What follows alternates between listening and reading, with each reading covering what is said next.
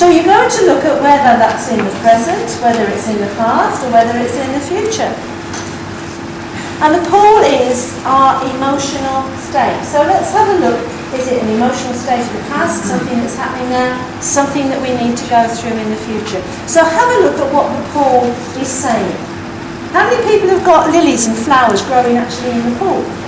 Right. Flowers are gifts. They really are looking at things that we don't see at the time as gifts, but they turn out to be gifts later on when we look back. The opportunities that we're given. I have a saying, the most fragrant roses grow through the deepest compost. The only difference between you-know-what and compost is perspective. Okay? So things that have been perhaps a bit composty in the past, they actually give rise to the most wonderful perceptions and gifts in our now and in our future. So we're looking at the gifts through the emotional state. How many people have got a border or a boundary around their pool? Okay, boundaries are what we put in place to keep our emotions private. How accessible are our emotions to ourselves and other people? Yeah? How many people have got waterfalls? Right, this is an outpouring of water, isn't it? An outpouring of emotion. Now, are we looking at things from our mum or from our dad? Are we looking at things that are going on in our lives right now? How many people have got pathways? I'll give you all this breakdown of what they are. Okay, so I'll give you a handout with all this on so you can go away and work with it. How many people have got pathways? Right. Pathways are directions that we take. So what have we got coming from the past? Where is it going into the present? Where is it going into the future? What sort of pathway is it? Is it a stepping stone one?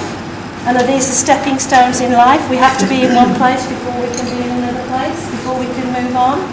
Each stepping stone, an important part of the life journey unfolding. How many people have got a greenhouse? Have you got a greenhouse? Yeah, a greenhouse is where we grow food in a greenhouse. So it's a place of nourishment. It's opportunities for nourishment, self-nourishment, self-growth. Flowers, I've mentioned, are gifts. Colours of flowers can be quite important. And if you want to go into the colour of your flowers, if you see me or one of the team a little bit later on through the day, we can go into more details with you as well. How many people have got a bird table or birds in their garden? Right, when we have a bird table, we're inviting birds in, or a little bird house. That's inviting opportunities in our life. To be a high flyer, to move on, to have freedom, to have the higher perspective. So look at where we've got the bird table or the bird house, which section it is. Is it from dad's side or mum's side of influence on our lives? Past, present, where are we inviting new opportunities in? What about a gate? How many people have got gates in their picture? Gates, gateways, right? Is the gate open? Is the gate closed? And these are huge opportunities. They're doorways to walk through. New opportunities, new jobs, new house, new relationships, quite big new things in our life that have taken us to a whole new level within our life. Trees. Trees are about personal growth. Look at where their roots are. Are they in the past? Is it coming into the present? Is it in the present going to the future? Is it throughout the lifescape? How many people have got seats, somewhere to sit down and just reflect? Right. This is showing us in our lifescape where we need to take time out, or where we have taken time out, to reflect upon what is going on, what's happening here, what's this about. I'm just going to have to plateau a little bit, sit myself down here and take any time out. Important parts in our life. Right. What else can we have in there? Bridges. Bridges, which are linking things over. What is it linking? Is it linking our masculine and our feminine, our parents' relationship, our past experiences to our future? What else have you got in there? Anybody got any questions? Anything else in there? No? A babbling brook. Okay, so you've got the flow of the stream, so you've got an emotional flow. And if it's bubbling, it's little emotional outbursts happening in there. Does that sound about right? So by looking at the wall, fences and walls, of course, are boundaries.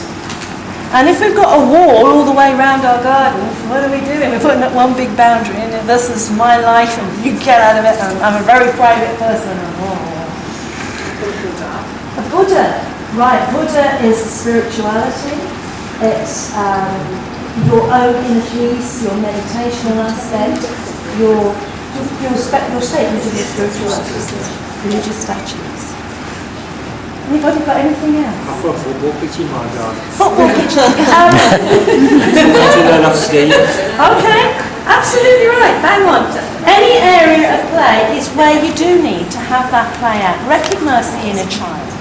Work with that inner child. Take time out and play. This is such an important part in our lives. So if you've got a swing or a croquet pitch or a football pitch or tennis court, any play areas, you might have children's slides or something like that.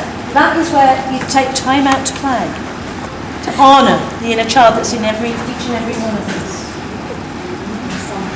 A summer house, again, is reflection, but it's almost like the place it's a protective place for reflection. Can I mention sheds? Because sheds are places where we put things that we want to keep safe, where we put things that we don't want people to see. Sheds are where we're hiding things away. If you've got a window in your shed, you might be letting certain people in to see.